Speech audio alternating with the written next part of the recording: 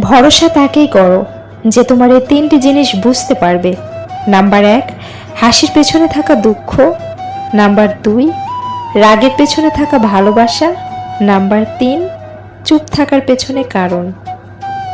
দুনিয়াতে প্রিয়জন বলতে কেউ নেই, যা কিছু আছে সব প্রয়োজন।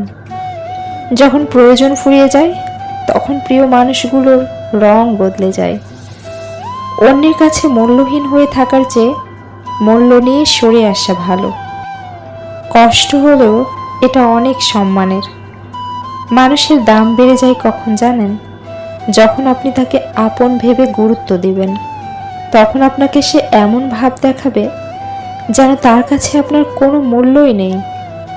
এজন্যই যারা 2 আনার মূল্য পাওয়ার যোগ্য, তাদেরকে 4 আনার মূল্য দিতে নেই।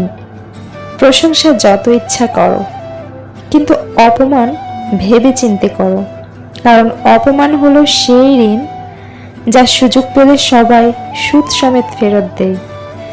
মানুষ প্রয়োজন মেটাতে যতটা প্রশংসা করে, প্রয়োজন শেষ হলে ঠিক তার থেকেও বেশি বদনাম করে। বিশ্বাস আর নিঃশ্বাস খুবই মূল্যবান। একবার হারিয়ে গেলে আর কোনো দিনও ফিরে পাওয়া যায় না।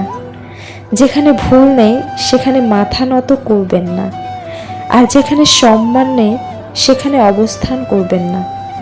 দুঃখ একটাই, আজও মানুষ চিনতে পারলাম না। কেউ একটু ভালো আচরণ করলেই বিশ্বাস করে ফেলি। থেমে তো কিছুই থাকবে না, শুধু মনে থাকবে কিছু মানুষের ব্যবহার আর কথা।